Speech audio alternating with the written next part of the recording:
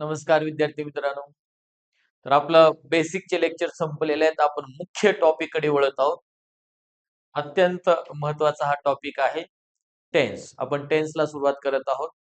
अत्यंत महत्वाचा हा टॉपिक आहे. एक्झाम मध्ये यावर तुम्हाला fill in the blank, error, okay, यासाठी क्वेश्चन विचारले जातात. तसेच choose the correct sentence, incorrect sentence साठी सुद्धा क्वेश्चन विचारले जातात. आणि म्हणूनच पहा, हा अत्यंत महत्वाचा टॉपिक आहे. तर पहा, आपण टेन्सला सुरुवात करत आहोत. तर पहा विद्यार्थी मित्रांनो, आपले जे काही लेक्चर्स आहेत ते आपल्या ॲपवर रेकॉर्ड आहेत. आपलं ध्येय अकॅडमी नावाचं आपलं जे काही ॲप्लिकेशन आहे, हे प्ले स्टोअर मधून जाऊन डाउनलोड करा. ओके, तुम्हाला प्ले स्टोअर आहे किंवा ॲपलचा फोन असेल तर ॲप स्टोअर आहे. यातूनही तुम्ही डाउनलोड करू शकता. तसेच आपलं टेलिग्राम चॅनल आहे ध्येय अकॅडमी आणि YouTube चॅनल सुद्धा ध्येय अकॅडमी नावाचं आहे. आपण ही डाउनलोड करा आणि आपल्या फ्रेंड्सनाही सांगा. कारण का आपण अतिशय कमी माफक फीसमध्ये ही बॅच लॉन्च केलेली आहे. तर पहा विद्यार्थी मित्रांनो, आपण टेन्सला स्टार्ट करत आहोत.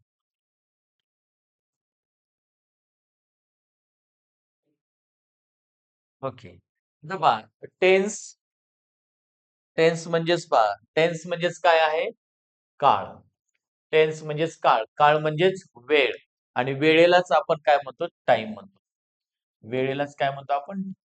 आणि आपण टेन्स शिकतो म्हणजे काय शिकतो? तर वेळ शिकतो. टेन्स शिकतो म्हणजे काय शिकतो आपण? वेळ शिकतो आणि वेळेची 3 भागामध्ये विभागणी केलेली आहे. जसं present tense, past tense, future tense म्हणजेच वर्तमान काळ, भूतकाळ, भविष्यकाळ. ओके, मग ही वेळेमध्ये विभागणी कशी केलेली आहे? तर पहा, मी आता तुम्हाला शिकवत आहे म्हणजे हा वर्तमान काळ आहे म्हणजे सध्याची वेळ आहे. ओके, आपण बेसिक शिकलो म्हणजे होऊन गेलेला वेळ आहे म्हणजे ही भूतकाळातली वेळ आहे. आणि पुढे आपण पार्ट्स ऑफ स्पीच शिकाल. आता ठीक आहे, कोणताही टॉपिक आपण शिकाल. पण अजून शिकत आहोत का? नाही. म्हणजे येणारी वेळ, चालू असलेली वेळ आणि होऊन गेलेली वेळ. या वेळेबद्दल आपण पाहत आहोत. आपण टेन्स शिकतो म्हणजे काय करतो? तर वेळेची विभागणी करून आपण शिकत आहोत. आणि हा अत्यंत महत्वाचा टॉपिक आहे. आपण त्याला हार्ट ऑफ द ग्रामर म्हणू शकतो. आणि प्रत्येक एक्झाममध्ये यावर क्वेश्चन विचारले जातात. तर पहा विद्यार्थी मित्रांनो, टेन्स काळ, काळ म्हणजेच वेळ, वेळ म्हणजेच time and time is distributed among 3 parts. पहा, वेळेची 3 भागामध्ये विभागणी केलेली आहे. तर टेन्सचे मुख्य 3 प्रकार पडतात. मग कोणते मुख्य 3 प्रकार पडतात? बघा, टेन्सचे मुख्य 3 कोणते प्रकार पडतात पहा. प्रेझेंट टेन्स, वर्तमान काळ, पास्ट टेन्स, भूतकाळ, फ्युचर टेन्स, भविष्यकाळ. ओके, असे काळाचे एकूण 3 प्रकार पडतात. ओके. त्यानंतर आपण डिटेल आता प्रेझेंट टेन्सला आपण सुरुवात करूया. कारण का जरी मुख्य प्रकार 3 असले तरी प्रत्येकाचे 4 उपप्रकार पडतात. प्रत्येकाचे किती उपप्रकार पडतात? 4. ओके, आणि मग आपल्याला टोटल 12 काळ शिकायचे आहेत. किती काळ शिकायचे आहेत? 12 काळ. ओके. तर पहा, मग कोणते 12 काळ आपण शिकणार आहेत? बघा, वर्तमान काळाचे आपण किती प्रकार आहेत? वर्तमान काळाचे एकूण किती प्रकार आपण शिकत आहोत? 4. भूतकाळाचे किती प्रकार शिकणार आहोत? 4. आणि भविष्य काळाचे किती प्रकार शिकणार आहोत आपण? 4. ओके. अशा पद्धतीनं आपण काळ पाहणार आहोत. यामध्ये पाहता सिंपल प्रेझेंट टेन्स मध्ये कोणते 4 प्रकार आहेत? सिंपल प्रेझेंट टेन्स आहे, साधा वर्तमान काळ आहे. प्रेझेंट कंटिन्युअस टेन्स आहे. ओके, प्रेझेंट परफेक्ट टेन्स आहे आणि प्रेझेंट परफेक्ट कंटिन्युअस टेन्स आहे. म्हणजेच पहा, साधा वर्तमान काळ, चालू वर्तमान काळ, पूर्ण वर्तमान काळ आणि चालू पूर्ण वर्तमान काळ. असे वर्तमान काळातले आपण 4 उपप्रकार पाहणार आहेत. त्याच पद्धतीनं भूतकाळ बघा, आता पास्ट टेन्स मध्ये आपण सिंपल पास्ट टेन्स, साधा भूतकाळ पाहणार आहेत. पास्ट कंटिन्युअस टेन्स, चालू भूतकाळ पाहणार आहेत. पास्ट परफेक्ट टेन्स म्हणजेच पूर्ण भूतकाळ पाहणार आहेत. पास्ट परफेक्ट कंटिन्युअस टेन्स म्हणजे चालू पूर्ण भूतकाळ पाहणार आहेत. तसंच आपण भविष्य काळात सुद्धा 4 प्रकार पाहणार आहेत. यामध्ये बघा, आता simple future tense. Okay, simple future tense पाहणार आहेत. फ्युचर कंटिन्युअस टेन्स, चालू भविष्यकाळ पाहणार आहेत. फ्युचर परफेक्ट टेन्स, पूर्ण भविष्यकाळ पाहणार आहेत. आणि फ्युचर परफेक्ट कंटिन्युअस टेन्स, चालू पूर्ण भविष्यकाळ आपण पाहणार आहेत. अशी टोटल 12 काळ आपल्याला शिकायचे आहेत. ओके, त्यामध्ये फर्स्ट आपण आता प्रेझेंट टेन्सला स्टार्ट केलेला आहे, वर्तमान काळाला आपण स्टार्ट केलेला आहे. यामध्ये वर्तमान काळातील पहिला प्रकार आपण घेतलेला आहे सिंपल प्रेझेंट टेन्स, साधा वर्तमान काळ.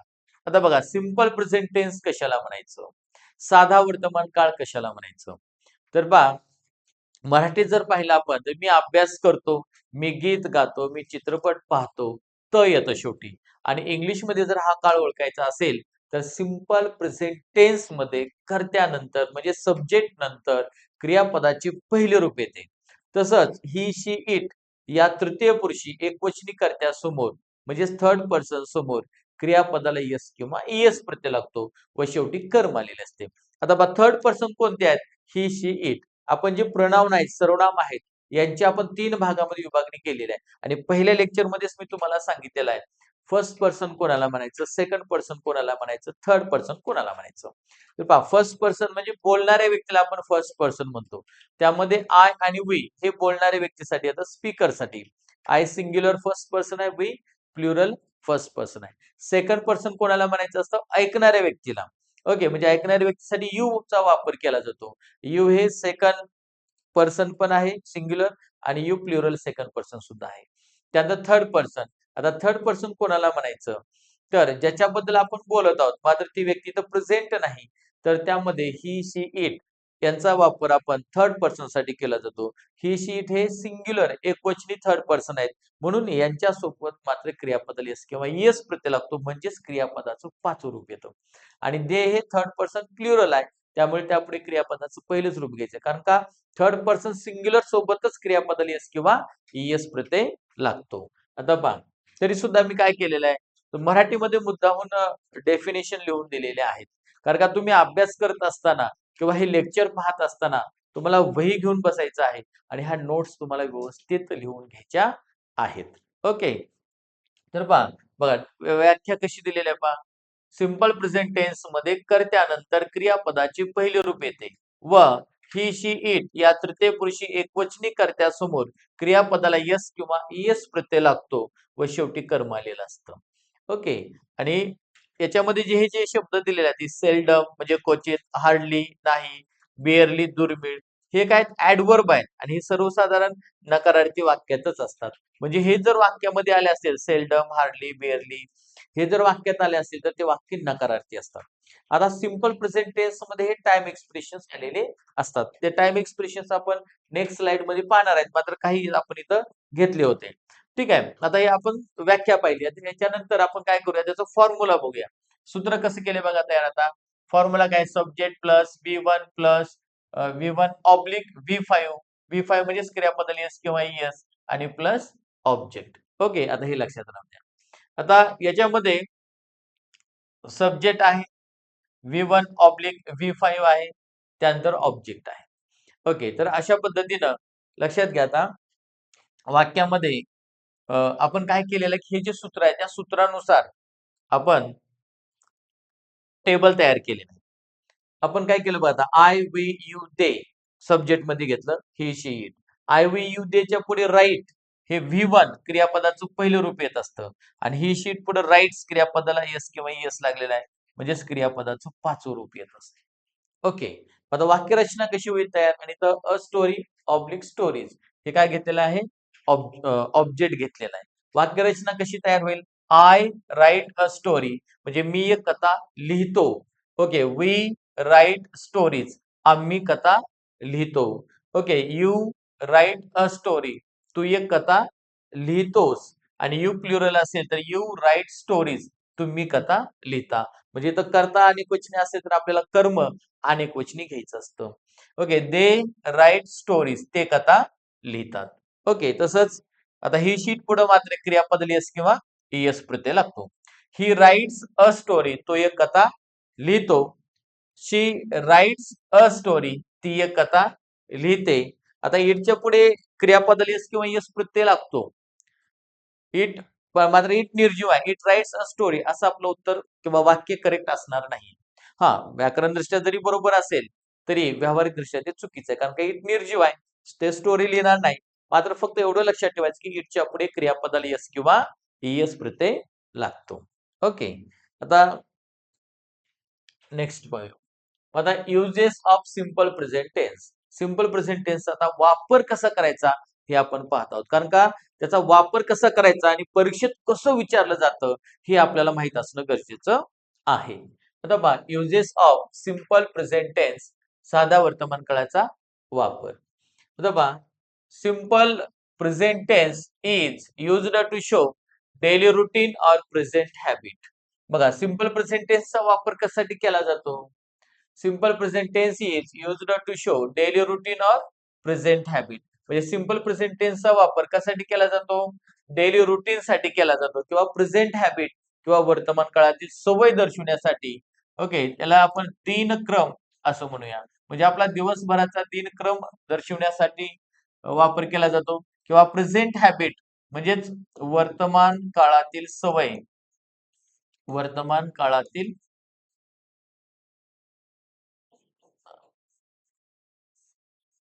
सवय दर्शवताना सिंपल प्रेझेंट टेन्सचा वापर केला जातो. आता या काळामध्ये काय म्हणलेलं आहे? या काळामध्ये खालील ऍडवर्ब क्रियाविशेषण किंवा ऍडवर्बियल फ्रेजेस म्हणजे क्रियाविशेषण वाक्यप्रचारचा वापर केला जातो. म्हणजे या काळामध्ये कशाचा वापर केला जातो? तर काही ऍडवर्बियल फ्रेजेस आहेत, काही ऍडवर्ब आहेत. ओके, त्यांचा वापर केला जातो. तर त्यांनाच टाइम एक्सप्रेशन हे नाव दिलेलं आहे. म्हणजे वेळ दर्शवणारे शब्द. जे आपण ऍडवर्ब किंवा ऍडवर्बियल फ्रेजेस जे काय सिंपल प्रेझेंट टेन्स मध्ये वापरल्या जातात त्यांनाच आपण टाइम एक्सप्रेशन हे नाव दिलेलं आहे, वेळ दर्शवणारा शब्द. मग आता सिंपल प्रेझेंट टेन्स मध्ये कोणते शब्द येतात? बघा फ्रिक्वेंटली आलेलं इथं. फ्रिक्वेंटली म्हणजेच वारंवार. वन्स एकदा, ट्वाइस दोनदा, थ्राइस तीनदा, सेव्हरल टाइम्स म्हणजे कित्येकदा, आहे की नाही? त्यानंतर डेली दररोज, जनरली सामान्यपणे, जनरली सामान्यपणे, युजली नेहमी किंवा सामान्यपणे, ऑलवेज नेहमी, नेव्हर कधीही नाही, त्यानंतर एव्हर, एव्हर म्हणलं की कधीही.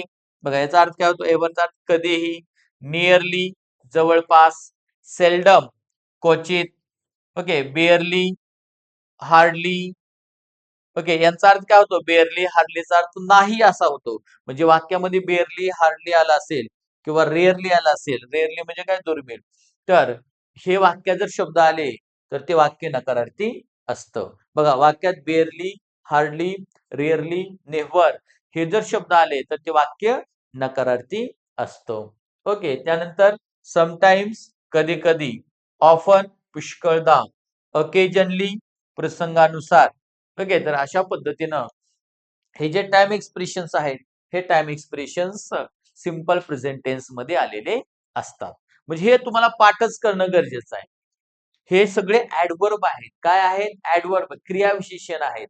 क्रियापदाबद्दल विशेष माहिती सांगणाऱ्या शब्दाला आपण क्रियाविशेषण म्हणतो. मात्र याला आपण दुसरं नाव दिलं टाइम एक्सप्रेशन, वेळ दर्शवणारे शब्द. कारण फ्रिक्वेंटली वारंवार म्हणजे वारंवारची वेळ दर्शवली. वन्स एकदा, एकदाच, ट्वाइस दोनदा, थ्राइस तीनदा, सेव्हरल टाइम्स कित्येकदा, डेली दररोज. तर असे हे शब्द आहेत. हे तुम्हाला पाठच करायचे आहेत. यांना टाइम एक्सप्रेशन म्हणतात. कारण का हे शब्द जर वाक्यात आले असतील तर ते वाक्य काय असतात? सिंपल प्रेझेंट टेन्सचेच असतात. हे लक्षात ठेवायचं. ओके, त्यानंतर नेक्स्ट आणखीन बघा एव्हरी डे दररोज, एव्हरी मॉर्निंग प्रत्येक सकाळी, एव्हरी आफ्टरनून प्रत्येक दुपारी, एव्हरी इव्हनिंग म्हणजे प्रत्येक सायंकाळी, एव्हरी वीक प्रत्येक आठवडा, एव्हरी मंथ प्रत्येक वर्ष, एव्हरी इयर एव्हरी मंथ प्रत्येक महिना, एव्हरी इयर प्रत्येक वर्ष. बघा आता एक लक्षात घ्यायचं, एव्हरी सोबत बघा एव्हरी सोबत मॉर्निंग नाऊन आलेला आहे, एव्हरी सोबत डे नाऊन आलेला आहे, एव्हरी सोबत आफ्टरनून नाऊन आलेला आहे, एव्हरी सोबत इव्हनिंग, वीक, मंथ, इयर हे नाऊन आलेले आहेत. आता एव्हरी हे ऍडवर्ब आहे. एव्हरी आणि एखादं नाऊन एकत्रित येऊन ऍडवर्बियल फ्रेज तयार होत असते. काय तयार होत असते? ऍडवर्बियल फ्रेज तयार होत असते. मग आता हे जर शब्द वाक्यामध्ये आले असतील तर ते वाक्य सिंपल प्रेझेंट टेन्सचेच असतात. हे लक्षात ठेवायचं. ओके, आता या वाक्यामध्ये बघा पहिलं वाक्य बघा, Sachin usually drinks T. Sachin नेहमी चहा पितो. आता या वाक्यामध्ये सचिन काय आहे? सब्जेक्ट आहे. ओके, युजली काय आहे? ऍडवर्ब आहे. म्हणजे त्याला आपण दुसरं नाव काय दिलेलं आहे? टाइम एक्सप्रेशन हे नाव दिलेलं आहे. काय नाव दिलेलं आहे? टाइम एक्सप्रेशन हे नाव दिलेलं आहे. ओके, ड्रिंक्स काय आहे? V5 क्रियापदाचं पाच रूप आहे आणि टी काय आहे? ऑब्जेक्ट. आता इथं ड्रिंक्स क्रियापदाला यस का लागलं? कारण का सचिनसाठी सर्वनाम काय येतं? ही येतं आणि हिच्या पुढे क्रियापदाला यस किंवा येस प्रत्यय लागतो सिंपल प्रेझेंट टेन्स मध्ये, लक्षात ठेवायचं. आता Sachin usually drinks T. Sachin नेहमी चहा पितो. म्हणजे सचिनला चहा पिण्याची काय आहे? सवय आहे. म्हणजे या वाक्याचं फंक्शन काय झालं? प्रेझेंट हॅबिट झालं. म्हणजे आता हे वाक्य तर सिंपल प्रेझेंट टेन्स आहे, मात्र तुम्हाला त्याचं फंक्शन विचारलं जातं. बघा, वाक्य कुठल्या काळातलं आहे? प्रेझेंट, सिंपल प्रेझेंट टेन्स, लक्षात घ्या.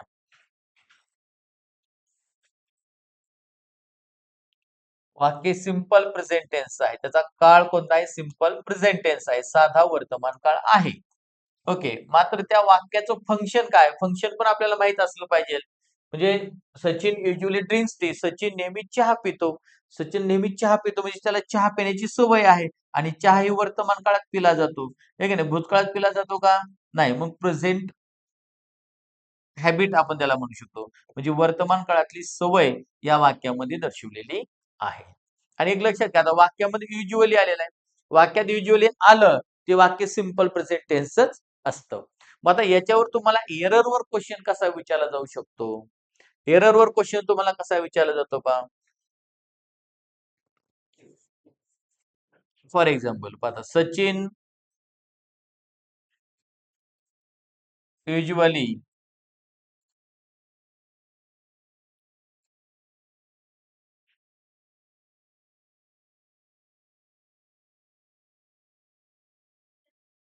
बघा, आता सचिन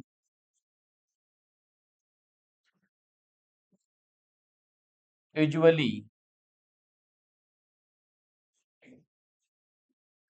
ड्रँक टी असं दिलं आपल्याला आणि यामध्ये एरर पार्ट विचारला. यातलं एरर कुठला आहे? सपोज सचिनला आपण 1 नंबर दिला, युज्युअली ला 2 नंबर दिलं, ड्रँक टीला 3 नंबर दिला आणि नो एररला 4 नंबर दिला. नो एररला 4 नंबर दिला. आणि आपल्याला सूचना दिली, choose the error part. Okay, choose the error part of the sentence. या वाक्यातील एरर पार्ट चूज करा. या वाक्यातील काय करा? एरर पार्ट चूज करा सांगितलं. मग आता आपण जनरली काय लक्षात ठेवायचं? आता सचिन युज्युअली ड्रँक टी असं दिलेलं आहे.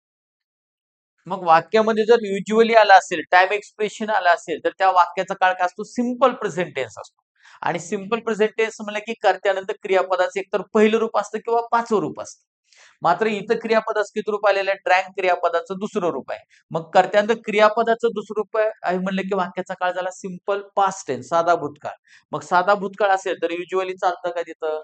नाही चालत. परंतु जे टाइम एक्सप्रेशन असतात त्याच्यामध्ये एरर नसते. जर वाक्यात युज्युअली आलं म्हटलं की तिथं सिंपल प्रेझेंट टेन्सच वाक्य पाहिजे, म्हणजे क्रियापदाचं इथं पाचवं रूप पाहिजे होतं.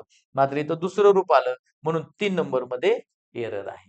ओके, म्हणजे अशा पद्धतीनं एररवर क्वेश्चन तुम्हाला परीक्षेमध्ये विचारले जातात. ओके, त्यानंतर नेक्स्ट बघा, आता he wakes up early in the morning every day समजलेलं आहे. म्हणजे तो दररोज सकाळी लवकर उठतो असं वाक्य आहे. He wakes up early in the morning. आता या वाक्यामध्ये कसं आहे? बघा, या वाक्यात काय केलेलं आहे? ही सब्जेक्ट आहे, वेक्स अप V5 आहे, क्रियापदाचं पाचवं रूप आहे. अर्ली इन द मॉर्निंग म्हणलेलं आहे. काय? कॉम्प्लिमेंट आहे. आणि एव्हरी डे हे काय आलेलं आहे? इतर शब्द. म्हणजे हे सुद्धा इतर शब्दामध्ये येतं. मात्र याला आपण टाइम एक्सप्रेशन म्हणूया. म्हणजे वेळ दर्शवणारा शब्द असं त्याला आपण म्हणूया. टाइम एक्सप्रेशन आहे. ओके. वाक्य बरोबर आहे. He wakes up early in the morning every day. तो दररोज सकाळी लवकर उठतो असं म्हणलेलं आहे. म्हणजे त्याची लवकर उठण्याची काय हॅबिट आहे, सवय आहे. म्हणजे याचं जर आपल्याला फंक्शन विचारलं पहा, याचं जर आपल्याला फंक्शन विचारलं तर फंक्शन काय यायला पाहिजे? सपोज या वाक्याचं आपल्याला फंक्शन विचारलं.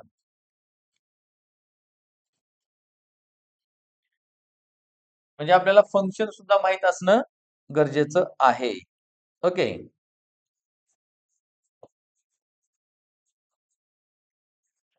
फंक्शन काय आहे इथं? Daily routine. कारण तो दररोज सकाळी लवकर उठतो म्हणजे त्याचं फंक्शन काय आलं? डेली रुटीन आलं. आहे की नाही? आता हेच वाक्य आपल्याला जर एरर साठी विचारलं, ओके, तर एरर साठी विचारलं तर हे वाक्य कसं तयार होईल? सपोज हेच वाक्य आपण असं घेतलं. ही woke up early in the morning every day. Okay, असं वाक्य दिलं आणि आपल्याला एरर विचारलेला आहे. ही woke up ला 1 नंबर, ओके, किंवा त्याला ए म्हणू शकतो आपण. Okay, early in the morning ला 2 नंबर, एव्हरी डे ला 3 नंबर आणि नो एरर ला 4 नंबर असं दिलं आपण. ओके, आणि आपल्याला याच्यात एरर विचारली. काय विचारले आता आपल्याला इथं? या वाक्यामध्ये एरर पाहिजे. आपल्याला एरर शोधायचा आहे. मग एरर शोधत असताना बघा, आपण जनरली काय करतो? आपण जर वाक्य वाचलं, he woke up early in the morning every day, no error. आपल्याला काय वाटतं? कर्त्यानंतर वोक अप क्रियापदाचं स्वरूप आलेलं आहे. म्हणजे वाक्य बरोबर आहे. याच्यामध्ये काहीच प्रॉब्लेम नाही, असं आपल्याला वाटतं. म्हणून आपण नो एरर चूज करतो. परंतु एक लक्षात ठेवायचं, हे वाक्य बरोबर आहे का नाही, हे कसं ओळखायचं? तर त्या वाक्यामध्ये काय करायचं आपण, की टाइम एक्सप्रेशन कोणतं आलंय बघायचं. बघा, वेळ दर्शवणारा शब्द कोणता आलाय तो बघायचा. मग कोणता आलेला आहे? एव्हरीडे, दररोज. हे टाइम एक्सप्रेशन आलेलं आहे एव्हरीडे. मग जर वाक्यात एव्हरीडे आला असेल तर वाक्याचा काळ सिंपल प्रेझेंट टेन्सच पाहिजे.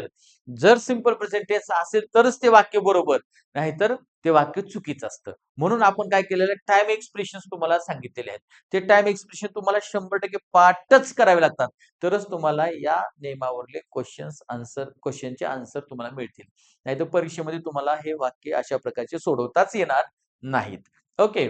मग आता लक्षात घ्या, वाक्यात एव्हरीडे आलं म्हणजे की सिंपल प्रेझेंट टेन्स पाहिजे. बरोबर आहे. इथं एव्हरीडे आलेलं आहे. बरोबर आहे. इथं मात्र वोक अप क्रियापदाचं दुसरं रूप आलेलं आहे. म्हणजे 1 नंबर मध्ये काय आहे? एरर आहे. आहे की नाही? कारण का तिथं काय पाहिजे होतं मग? वोक अपच्या ऐवजी काय पाहिजे होतं? वेक्स अप असं पाहिजे होतं. काय पाहिजे होतं? वेक्स अप असं पाहिजे होतं. म्हणजेच या ठिकाणी 1 नंबरमध्ये एरर आहे. ओके, अशा पद्धतीनं टेन्सवर तुम्हाला एरर परीक्षेमध्ये विचारले जातात. तसंच त्यानंतर नेक्स्ट बघा आता. ही सेल्डम स्टडीज हिअर, म्हणजे तो इथे क्वचितच अभ्यास करतो. आता वाक्यात जर सेल्डम आला असेल तर ते वाक्य नकारार्थी असतं. तो क्वचितच इथं अभ्यास करतो म्हणजे जवळपास करतच नाही, असा त्याचा अर्थ आहे. आता या वाक्यामध्ये पहा, ही सब्जेक्ट आहे, सेल्डम ऍडव्हर्ब आलेला आहे, स्टडीज V5 आहे आणि हिअर काय आलेला आहे? कॉम्प्लिमेंट आलेला आहे. बरोबर आहे? हा, अशा पद्धतीनं. म्हणजे वाक्य कुठल्या काळातलं आहे? सिंपल प्रेझेंट टेन्सचं वाक्य आहे. ओके, सिंपल प्रेझेंट टेन्सचं वाक्य आहे. ठीक आहे. आता हे टाइप एक्सप्रेशन आपल्याला पाठच असले पाहिजेत. त्यानंतर I generally read English literature असं वाक्य आता. म्हणजे मी सामान्यपणे इंग्रजी साहित्य वाचतो. ओके. मी सामान्यपणे इंग्रजी साहित्य वाचतो. आता याच्यामध्ये पहा, आय सब्जेक्ट आहे, जनरली हे काय आलेलं आहे? टाइम एक्सप्रेशन आलेलं आहे. टाइम एक्सप्रेशन आलेलं आहे. नंतर रीड हे काय? V1 आहे. इंग्लिश लिटरेचर हे काय? ऑब्जेक्ट आहे. म्हणजे आता हे वाक्याचा काळ सिंपल प्रेझेंट टेन्स आहे, कारण का वाक्यामध्ये जनरली आलेलं आहे आणि जनरली हे time expression simple present tense मध्ये आलेलं असतं. ओके, म्हणजे हे वाक्य करेक्ट आहे. तर अशा पद्धतीने पहा, हा जो काळ आहे तो एक तर डेली रुटीन दर्शवतो किंवा मग तुमची प्रेझेंट हॅबिट, तुमची वर्तमान काळातली सवय दर्शवतो. आता मी जनरली इंग्रजी लिटरेचर वाचतो म्हणजे याचं फंक्शन काय या वाक्याचं? बघा, या वाक्याचं फंक्शन काय आहे? तर प्रेझेंट हॅबिट आहे. वर्तमान काळातील सवय. Present habit.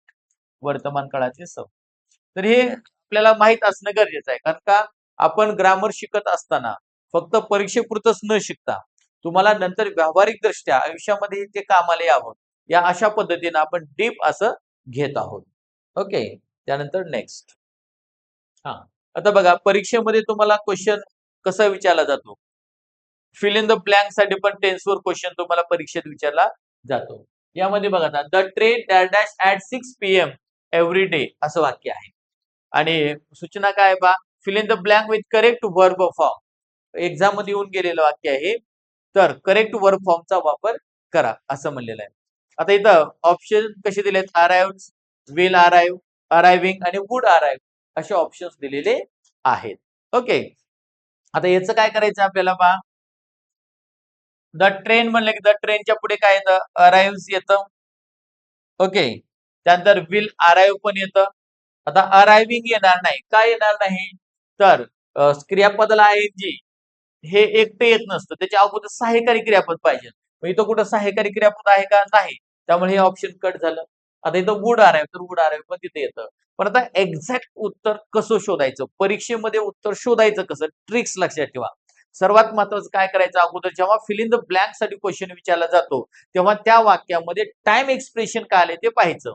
The train dash dash at 6 PM every day. बघा वाक्यामध्ये काय आलंय? एव्हरी डे आलेलं आहे. आणि एव्हरी डे हे कोणत्या काळामध्ये येतं? सिंपल प्रेझेंट टेन्स मध्ये येतं. हे पाठच पाहिजे आपल्याला पहा. एव्हरी डे आलं की वाक्याचा काळ सिंपल प्रेझेंट टेन्सच असतो. मग आता इथं वाक्यात वुड अराइव्ह म्हणजे भूतकाळ आहे, येणार नाही. विल अराइव्ह म्हणलं की भविष्यकाळ आहे, येणार नाही. कारण का एव्हरी डे हे टाइम एक्सप्रेशन आलेलं आहे वाक्यामध्ये. बघा एव्हरी डे हे काय आहे? टाइम एक्सप्रेशन आहे, वेळ दर्शवणारा शब्द आहे. आणि हा शब्द सिंपल प्रेझेंट टेन्स मध्येच येतो. म्हणून इथं क्रियापदाचे एकतर पहिलं रूप किंवा पाच रूप वापरायचं असतं. आता द ट्रेन, ट्रेनसाठी सर्वनाम इट आहे इथं. मग इटच्या पुढे क्रियापद आली येस किंवा येस प्रत्यय लागतो. म्हणून एक नंबरचं उत्तर अराइव्ह या ठिकाणी बरोबर आहे. ओके. कोणतं उत्तर बरोबर आहे? अराइव्ह. बघा the train arrive at 6 PM every day. म्हणजे दररोज सायंकाळी 6 वाजता ट्रेनचं आगमन होतं. ओके. असं हे वाक्य आहे. त्यानंतर नेक्स्ट. बघा they dash dash their car every day. हा इथं पण बघा fill in the blank with correct verb form म्हणलेला आहे. ते दररोज त्यांची कार धुतात असा आहे त्याचा अर्थ. मग वाक्यामध्ये काय आलेलं आहे? टाइम एक्सप्रेशन कोणतं आले बघायचं. आता ऑप्शन कोणते आहेत? वॉश्ड आहे, वॉशेस आहे, हॅव वॉश्ड आहे, वॉश आहे. आता आपण जनरली काय करतो? देच्या पुढे काय येतं बघतो. देच्या पुढे वॉश्ड येतं, देच्या पुढे वॉशेस येतं का? येत नाही. कारण देच्या पुढे क्रियापद येस किंवा येस लागत नसतो. ही शीट पुढे लागत असतो म्हणजे ते येणार नाही. हा देच्या पुढे हॅव वॉश येऊ शकतं, देच्या पुढे वॉश येतं. बरोबर आहे? ठीक आहे. पण एक्झॅक्ट आन्सर शोधायचं कसं? तर त्या वाक्यामध्ये टाइम एक्सप्रेशन काय आले ते पाहायचं. आता वाक्यात काय आले बघा. They dash dash their car every day. पहा वाक्यामध्ये एव्हरी डे आलेलं आहे. एव्हरी डे हे काय आहे? टाइम एक्सप्रेशन आहे. काय आहे? टाइम एक्सप्रेशन आहे. वेळ दर्शवणारा शब्द आहे. मग वेळ दर्शवणारा शब्द आहे म्हटल्यानंतर एव्हरी डे हे कोणत्या काळात येतं? तर सिंपल प्रेझेंट टेन्स मध्ये येतं. ही आपल्याला पाठच पाहिजे. मग सिंपल प्रेझेंट मध्ये कर्त्यांत क्रियापदाचं पहिलं रूप किंवा पाचवं रूप. ओके. वॉश्ड भूतकाळ येणार आहे का? नाही येणार. ओके. हॅव वॉश पूर्ण वर्तमान काळ येणार आहे का? नाही येणार. मग वॉश सिंपल प्रेझेंट टेन्स म्हणजे क्रियापदाचं पहिलं रूप. आणि इथं काय आहे? हे V1 आहे, हे V3 आहे, हे V5 आहे आणि हे V2 आहे. मग आता इथं सिंपल प्रेझेंट टेन्स मध्ये कर्त्यांत क्रियापदाचं पहिलं तर रूप येतं, नाहीतर पाचवं तर येतं. पण देच्या पुढे वॉशेस ES प्रत्यय लागत नाही. मग देच्या पुढे काय येतं? वॉश येतं. म्हणजेच 4 नंबरचं ऑप्शन आपलं उत्तर आहे. आता वाक्याचा अर्थ काय होतो बघा. They wash their car every day. ते त्यांची कार दररोज धुतात. ते त्यांची कार दररोज धुतात. ओके. अशा पद्धतीनं वाक्य आलेलं आहे. ओके. आता सपोज हेच वाक्य जर असं असेल, एरर साठी जर तुम्हाला विचारलं सपोज वाक्य. Okay. They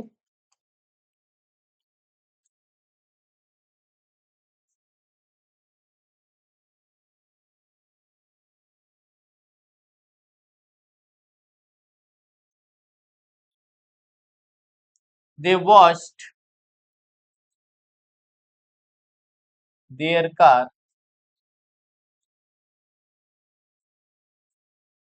every day.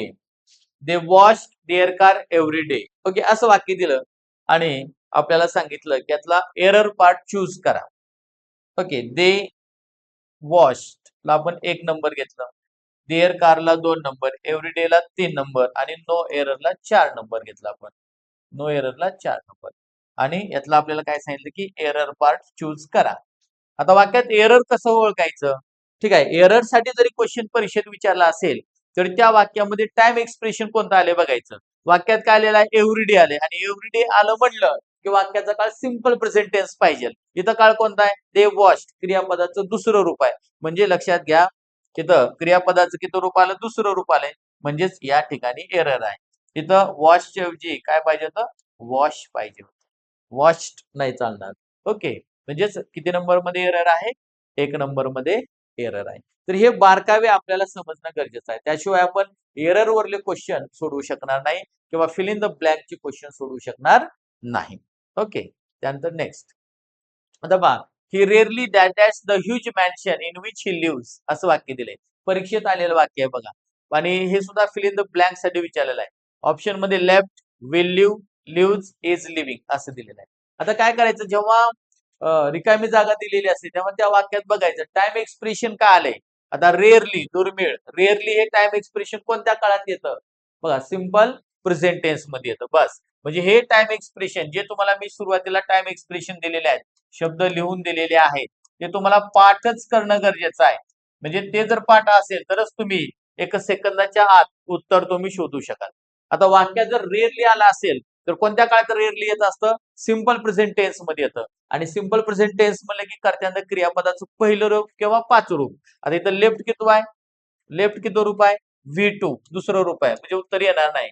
Will leave इथं विल लिव्ह असल्यामुळे भविष्य काळ आहे. इथं उत्तर येणार नाही. आता लिव्हज 5वं रूप आहे आणि इज लिव्हिंग इथं 4थं रूप आहे. म्हणजे 4थं रूप म्हणलं की येणार नाही. मग आता आपल्याला सिंपल प्रेझेंट टेन्स मध्ये एकतर V1 पाहिजे ना तर V5 पाहिजे. तर इथं V5 असणार 3 नंबर ऑप्शन आहे. तेच उत्तर आलं. Okay. He rarely leaves the huge mansion in which he leaves म्हणजे तो कधीतरीच त्याचा महल सोडतो. जो प्रचंड मोठा असणारा महल सोडतो. इन विच ही लिव्हज की ज्यामध्ये तो राहतो. तो महल कधीतरी सोडतो म्हणजे जवळपास सोडतच नाही. कारण का वाक्यामध्ये रेअरली आलं की वाक्य नकारार्थी असतं. मग इथं बघा रेअरली आल्यामुळे वाक्य झालं सिंपल प्रेझेंट टेन्सचं आणि सिंपल प्रेझेंट म्हणजे क्रियापदाचं पहिलं रूप किंवा 5वं रूप. तर 5वं रूप असणारा ऑप्शन 3 नंबर आहे. त्यामुळे आन्सर आलं आपलं 3. ओके. ठीक आहे. त्यानंतर next. The officer that dash the villagers problems. बघा ऑप्शन मध्ये दिलेलं आता हे तुम्हाला फिल इन द ब्लँक साठीच विचारलेलं आहे. Fill in the blank with correct verb form. With correct verb form. योग्य क्रियापदाचा वापर करा. ठीक आहे. हा आता बघा the officer dash dash the villagers problems असं म्हणलेलं आहे. आता या वाक्यामध्ये टाइम एक्सप्रेशन आलेलं नाही. मग वाक्य जर टाइम एक्सप्रेशन आलं नसेल तर अशा वेळेस काय करायचं? तर कर्त्यानुसार आपल्याला त्या ठिकाणी खालील ऑप्शन घ्यायचे. ऑप्शन काय? Does not understand, is not understanding, do not understand, was not understanding. आता ऑफिसर साठी सर्वनाम काय येतं? The officer. ऑफिसर साठी सर्वनाम ही येतं. आता हिच्या पुढे डज येतं, हिच्या पुढे इज येतं, हिच्या पुढे वॉज येतं, मात्र हिच्या पुढे डू येत नाही. त्यामुळे 3 नंबरचं ऑप्शन कट झालं. बरं. आता दुसरं बघा इथं डज नॉट अंडरस्टँड आलं, इज नॉट अंडरस्टँडिंग इथे क्रियापदाला आयएनजी आलेलं आहे बघा. काय आलेलं आहे? क्रियापदाला आयएनजी आलेला आहे. आता अंडरस्टँडिंग हे काय? स्टेटिव्ह वर्ब आहे, स्थिर क्रियापद आहे. अंडरस्टँड समजून घेणे. आता समजून घेताना कुठली ऍक्शन करावी लागते का? कुठलीही ऍक्शन करावी लागत नाही. त्यामुळं यामध्ये या हे जे क्रियापद आहे ते स्टेटिव्ह वर्ब आहे, स्थिर क्रियापद आहे. याला आयएनजी लागत नाही. ओके. हा मग आता याला आयएनजी लागत नाही म्हणजे हे ऑप्शन चुकीचं आहे. कारण अंडरस्टँड स्टेटिव्ह वर्ब आहे. इथे अंडरस्टँडिंग आलेला आहे. म्हणजेच अंडरस्टँड हे जे आहे ते सहाय्यकारी क्रियापदांतर आयएनजी घेत नाही. त्यामुळे हे दोन्ही ऑप्शन चुकीचे आहेत आणि हिच्या पुढे डू येत नाही त्यामुळे 3 नंबरचे ऑप्शन येणार नाही.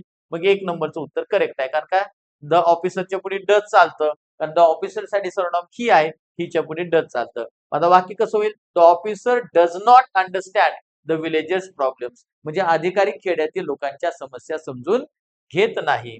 ओके अशा पद्धतीनं. त्यानंतर नेक्स्ट बघा आता measles dash dash quite a lot of discomfort disease. आता मिझल्स हा कसा आहे की अतिशय quite a lot discomfort disease म्हणलेला आहे. म्हणजे मिझल्स हा आजार आहे की अस्वस्थ करणारा, खूप अस्वस्थ करणारा असा डिसीज आहे. आता याच्या पुढे कॉज येतं, कॉजेस येतं, आर कॉजिंग येतं का हॅव कॉज्ड येतं. बघा आता अगोदर आपल्याला हे कळायला पाहिजे मिझल्स हे एकवचनी आहे का अनेकवचनी आहे. जर अनेकवचनी असेल तर अनेकवचनी येईल तिथं आर येईल, हॅव येईल किंवा कॉज येईल. बरोबर आहे. कॉजेस येणार नाही. मात्र मिझल्स म्हणजे काय हे अगोदर आपल्याला कळायला पाहिजे. मिझल्स काय म्हणले, measles quite a lot of discomfort disease म्हणलेला आहे, डिसीज म्हणजे मिझल्स हे काय आहे, एका आजाराचं नाव आहे. मग मिझल्सच्या नावात जरी आपल्याला यस वाटलं, ते अनेक वचनी जरी वाटलं, तरी ऍक्च्युली ते अनेक वचनी नाही. कारण मिझल्स म्हणजे काय, गोवर आजाराचं नाव आहे. कोणता आजार आहे, गोवर आहे. मग आता आजारासाठी सर्वनाम काय येतं, आजारासाठी सर्वनाम इट येतं. त्याच्या स्पेलिंग मध्ये जरी यस असलं तरी ते अनेक वचनी नाही. ओके, ते एक वचनीचं आहे इट.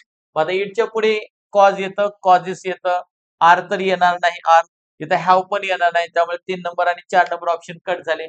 आता इथं इटच्या पुढे क्रियापदाला यस किंवा ईएस प्रत्यय लागत असतो. इथं कॉजेसला ईएस लागलेला असल्यामुळे उत्तर आलं 2 number. Measles causes quiet a lot of discomfort disease म्हणजे गोवरी आजारामुळे खूपच अस्वस्थ होतं किंवा अस्वस्थ करणारा हा आजार आहे. ओके, त्यानंतर नेक्स्ट बघा, एक्झाम मध्ये आणखी क्वेश्चन कसा विचारला जातो पहा, point out the sentence that has the correct use of tense म्हणजे खालील वाक्यामध्ये टेन्सचा करेक्ट यूज केलेलं वाक्य कोणतं ते चूज करा. ओके, किंवा म्हणजे त्याला आपल्याला एरर साठी पण कामाला येतं. आता कोणत्या वाक्यामध्ये एरर आहे बघा, I was getting up at 5 o'clock every morning म्हणजे मी सकाळी 5 वाजता, प्रत्येक सकाळी म्हणजे मी सकाळी 5 वाजता उठतो. उठत होतो, चालू भूतकाळ आहे इथं. बघा, आय सब्जेक्ट आहे, वॉज हेल्पिंग वर्ब आहे, गेटिंग V4 आहे. I got up at 5 o'clock every morning. इथं काय आलेलं आहे, कर्त्यानंतर V2 आलेला आहे म्हणजे सिंपल पास्ट टेन्स आहे. इथं वॉज आणि क्रियापदाला एन आलेला आहे म्हणजे पास्ट कंटिन्युअस टेन्स आहे. इथं I subject get up V1 आहे म्हणजे वाक्य सिंपल प्रेझेंट टेन्स आहे. यानंतर आय एम गेटिंग, ओके, इथं आय सब्जेक्ट आहे, आय एम हेल्पिंग वर्ब आहे, गेटिंग V4 आहे म्हणजे इथं काय आहे, प्रेझेंट कंटिन्युअस टेन्स आहे. आता लक्षात घ्या, मग हे आपण वाचलं, प्रत्येक दिलेलं वाक्य आपल्याला बरोबरच वाटतं, मग एक्झॅक्ट आन्सर कसं शोधायचं, तर या वाक्यामध्ये टाइम एक्सप्रेशन कोणतं आले ते पाहायचं. बघा, I was getting up at 5 o'clock every morning, बघा प्रत्येक सकाळी एव्हरी मॉर्निंग आलेला आहे. दुसऱ्या वाक्यामध्ये पण एव्हरी मॉर्निंग आलेला आहे. तिसऱ्या वाक्यामध्ये पण एव्हरी मॉर्निंग आलेला आहे आणि चौथ्या वाक्यामध्ये सुद्धा, फोर्थ सेंटेन्स मध्ये सुद्धा एव्हरी मॉर्निंग आलेलं आहे. मग आता हे आपल्याला माहित असलं पाहिजे की एव्हरी मॉर्निंग हे कोणत्या काळात येतं, तर एव्हरी मॉर्निंग हे कोणत्या काळात येतं, सिंपल प्रेझेंट टेन्स मध्ये येतं. म्हणजे आपल्याला हे वाक्यामध्ये जे सिंपल प्रेझेंट टेन्स वाक्य आहे ते आपलं वाक्य बरोबर असायला पाहिजे. मग आता सिंपल प्रेझेंट टेन्स वाक्य कोणतं आहे, 3 number, I get up at 5 o'clock every morning म्हणजे प्रत्येक सकाळी मी किती वाजता उठतो, 5 वाजता उठतो. ती आपली सवय सवय आहे, हॅबिट आहे. ओके, तर अशा पद्धतीनं 3 नंबरचं वाक्य करेक्ट आहे. ओके, त्यानंतर नेक्स्ट बघा, फर्स्ट रूल झाला. आता हा सेकंड रूल आहे. काय म्हणलेला आहे, it is used to express universal truth and scientific truth. तर बघा, आणखी सिंपल प्रेझेंट टेन्सचा वापर कशासाठी केला जातो, युनिव्हर्सल ट्रूथ साठी केला जातो म्हणजे त्रिकालाबाधित सत्य दर्शवण्यासाठी. युनिव्हर्सल ट्रूथ म्हणजे त्रिकालाबाधित सत्य दर्शवण्यासाठी आणि सायंटिफिक ट्रूथ म्हणजेच वैज्ञानिक सत्य दर्शवण्यासाठी सिंपल प्रेझेंट टेन्सचा वापर केला जातो. बघा, त्रिकालाबाधित सत्य आणि वैश्विक सत्य किंवा त्याला आपण वैज्ञानिक सत्य दर्शवण्यासाठी सिंपल प्रेझेंट टेन्सचा वापर केला जातो. आता फॉर एक्झाम्पल पहा, honesty is the best policy. प्रामाणिकपणा हा चांगला गुणधर्म आहे म्हणजे हे काय झालेलं आहे, honesty is the best policy, प्रामाणिकपणा हा चांगला गुणधर्म आहे. हे युनिव्हर्सल ट्रूथ आहे. कारण प्रामाणिक व्यक्तीला आपण कधीही प्रामाणिकपणाबद्दल कधी आपण कौतुक करतो एखाद्या व्यक्तीचं. तर या ठिकाणी बघा, ऑनेस्टी सब्जेक्ट आहे, इज काय आहे, वर्ब आहे, तर इथे एकटंच आलेलं आहे, मेन वर्ब आहे. द बेस्ट पॉलिसी हे कॉम्प्लिमेंट आहे. वाक्य सिंपल प्रेझेंट टेन्स मध्ये आहे. ओके, कोणत्या काळात आहे, सिंपल प्रेझेंट टेन्स मध्ये आहे. मात्र हेच वाक्य तुम्हाला एरर साठी परीक्षेमध्ये विचारलं जाऊ शकतं. जसं पहा, for example, honesty was the best policy असं वाक्य तुम्हाला दिलं. ओके, आणि फाइंड आउट एरर म्हणलं. आता सपोज इथं ऑनेस्टीला 1 नंबर, वॉजला 2 नंबर, द बेस्ट पॉलिसीला 3 नंबर आणि नो एररला 4 नंबर. नो एरर 4 नंबर आणि तुम्हाला सांगितलं फाइंड आउट एरर. आता दिलेल्या वाक्यामध्ये एरर शोधा असं सांगितलं. आता एरर कुठे आहे बघा, honesty was the best policy. आपल्याला वाक्य वाचले की ऑनेस्टी नंतर एकवचने वॉज बरोबर आहे, आपल्याला वाटतं नो एरर आहे. पण प्रामाणिकपणा हा चांगला गुणधर्म आहे हे युनिव्हर्सल ट्रूथ आहे आणि जे युनिव्हर्सल ट्रूथ आहे ते सिंपल प्रेझेंट टेन्स न दर्शवलं जातं. म्हणून वॉच इथं चुकीचं आहे, त्यामुळे 2 नंबर मध्ये एरर आहे. तिथं वॉच ऐवजी काय पाहिजे होतं? इज पाहिजे होतं. ओके, असं एररवर क्वेश्चन परीक्षेमध्ये विचारले जातात. त्यानंतर बघा, the sun rises in the east. सूर्य पूर्वेकडे उगवतो. ओके, हे वाक्य कसं आहे मग? याचं फंक्शन जर विचारलं, बघा सिंपल प्रेझेंट टेन्सचं वाक्य आहे. मात्र याचं फंक्शन जर विचारलं आपल्याला, तर याचं फंक्शन काय आहे? Universal truth. Universal truth. त्रिकालाबाधित सत्य असं दर्शवलेलं आहे. आणि हेच वाक्य जर सपोज आपल्याला एरर साठी विचारलं, तर एरर साठी कसं विचारलं जाऊ शकतं? बघा, the sun rose in the east असं वाक्य दिलं. ओके, आणि यामध्ये काय केलं? सपोज द सन ला 1 नंबर, रोज ला 2 number.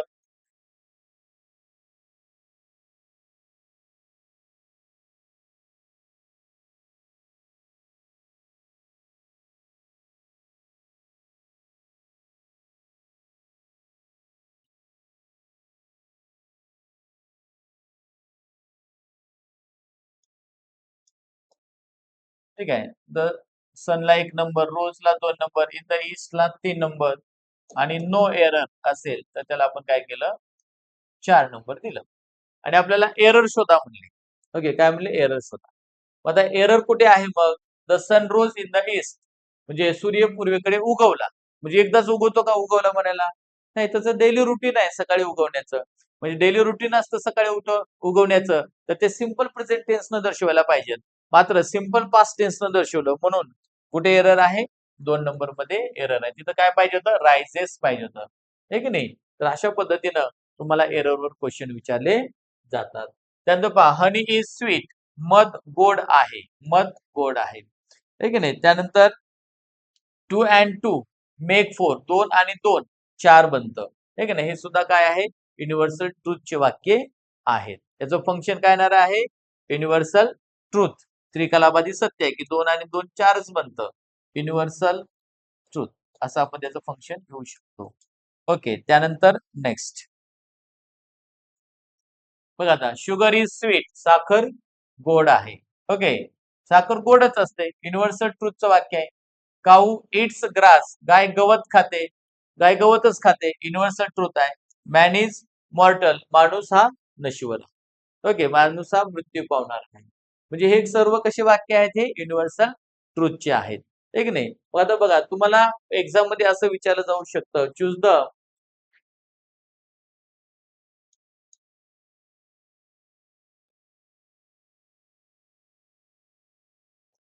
The sentences which expresses universal truth. Universal truth म्हणजे युनिव्हर्सल ट्रूथ एक्सप्रेस करणारे वाक्य चूज करा. आणि हेच वाक्य इथं दिले आपल्याला. ओके, बघा, sugar is A sugar is sweet. B cow eats grass. आणि C man was mortal. Man was mortal. ठीक आहे, असं दिलं आपल्याला.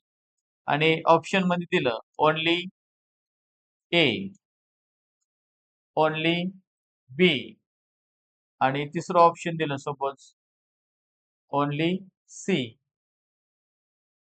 आणि चौथं ऑप्शन दिलं ओनली ए अँड बी असं दिलं. ओके, एक्झाम मध्ये अशा पद्धतीने क्वेश्चन विचारला जातो. तर यामध्ये करेक्ट आन्सर कोणता आहे? बघ, शुगर इज स्वीट. साखर गोड आहे. हे करेक्ट आहे. बी काऊ इट्स ग्रास. गाय गवत खाते. बरोबर आहे. आता मॅन वॉज मॉर्टल. वॉज नाही, माणूस नश्वर होता. नाही, आहे म्हणजे हे वाक्य चुकीचं आहे. ए आणि बी करेक्ट आहेत. ओनली ए अँड बी असणार ऑप्शन नंबर आहे 4. 4 हे आपला आन्सर येईल. म्हणजे अशा पद्धतीने यावर क्वेश्चन परीक्षेमध्ये विचारला जातो. त्यानंतर पहा, वुमन इज मॅन्स मेट. स्त्री ही पुरुषाची सहचरणी आहे. हे सुद्धा वाक्य कशाचं आहे? युनिव्हर्सल ट्रूथचं आहे. त्रिकालाबाधित सत्य आहे, कारण का स्त्री ही पुरुषाची सहचरणी असते. The water boils at 100°C. Water subject आहे, बॉइल्स B5 आहे, ॲट 100°C हे काय कॉम्प्लिमेंट आहे. मग आता हे वाक्य काय, पाणी 100°C ला उकळतं, म्हणजे याचं फंक्शन काय आहे? सायंटिफिक ट्रूथ आहे. हे वाक्य कसं आहे? सायंटिफिक ट्रूथ आहे, म्हणजे वैज्ञानिक सत्य आहे की 100°C ला पाणी उकळतं. हे काय आहे? वैज्ञानिक सत्य आहे. त्यानंतर आता बघा, मग हे युनिव्हर्सल ट्रूथचे जे वाक्य आहे ते परीक्षेमध्ये इनडायरेक्ट स्पीच साठी क्वेश्चन यावर विचारले जातात. ओके, कशासाठी विचारले जातात? इनडायरेक्ट स्पीच साठी. आता बघा, teacher said to students the earth moves round the sun. शिक्षक विद्यार्थ्यांना म्हणाले की पृथ्वी सूर्याभोवती फिरते, आणि चेंज इंटू इनडायरेक्ट स्पीच म्हटलं आपल्याला. तर आपल्याला इथं काय करावं लागतं? जे युनिव्हर्सल ट्रूथचे वाक्य असतात ते इनडायरेक्ट स्पीच करताना त्यांच्या काळामध्ये बदल होत नसतो. मग याचं इनडायरेक्ट स्पीच कसं होईल? बोलणारी व्यक्ती कोण आहे? टीचर आहे. ओके, बोलणारी व्यक्ती कोण आहे? टीचर आहे. ठीक आहे, मग आपण काय घेतलं? टीचर घेतलं. आता वाक्य हे विधान वाक्य म्हणून सेट टू काढून काय घ्यायचं आपल्याला? टोल्ड घ्यायचं. ऐकणारी व्यक्ती कोण आहे? स्टुडंट्स. स्टुडंट्स घेतलं. दोन्ही वाक्याच्या मध्ये काय घ्यायचं असतं? दॅट. दॅट नंतर करतात द अर्थ. ओके, आता लक्षात घ्या, बरेच जण काय करतात? सिंपल प्रेझेंट असेल तर सिंपल पास्ट करतात, म्हणजे मूळचं मूड करतात. मात्र वाक्य जर युनिव्हर्सल ट्रूथचं असेल तर त्याच्या काळामध्ये बदल होत नसतो. त्यामुळे ते मूव्ह जशा तसं राहणार. हो, राहिलं राऊंड द सन. बघा, हे परीक्षेत वाक्य आलेलं आहे बऱ्याच वेळेला, म्हणून मुद्दाहून जरी आपण टेन्स शिकत असाल तरी मुद्दाहून ते वाक्य घेतलेलं आहे. त्यानंतर हे सुद्धा वाक्य परीक्षेत आलेलं पहा. 12 इंचेस डॅश डॅश अ फूट, म्हणजे 12 इंचाचा 1 फूट तयार होतो. आता इथं आपल्याला फिल इन द ब्लँक साठी क्वेश्चन विचारलेला आहे. Okay, fill in the blank. Fill in the blank with correct verb form, योग्य क्रियापदाचा वापर करा. आता इथं मेक्स आहे, मेड आहे, मेकिंग आहे, मेक आहे. ठीक आहे. 12 इंचेस, 12 इंचाचा काय होतो? 1 फूट होतो. आता 12 इंचाचा 1 फूटच होतो ना, हे युनिव्हर्सल ट्रूथ आहे, त्रिकालाबाधित सत्य आहे. आणि त्रिकालाबाधित सत्य हे सिंपल प्रेझेंट टेन्सनं दर्शवलं जातं. आता 12 इंचेस, मग आता इथं मेड भूतकाळ येणार नाही, मेकिंग पण येणार नाही. आता इथं मेक्स घ्यायचं का मेक घ्यायचं? तर 12 इंचेस, 12 इंच म्हणजे की अनेक झाले, अनेकासाठी सर्वनाम दे, आणि देच्या पुढे काय येतं? मेक येतं. इथं मेक्स यस किंवा यस देच्या पुढे लागत नसतं, त्यामुळे मेक V1 बरोबर येतं. 12 इंचेस मेक अ फूट, म्हणजे 12 इंचाचा 1 फूट तयार होतो. ओके, त्यानंतर नेक्स्ट बघा, if water freezes it dash dash into ice. म्हणजे जर पाणी गोठतं तर त्याचं रूपांतर कशात होतं? टर्न्स, टर्न, टर्निंग आणि विल टर्न दिलेलं आहे.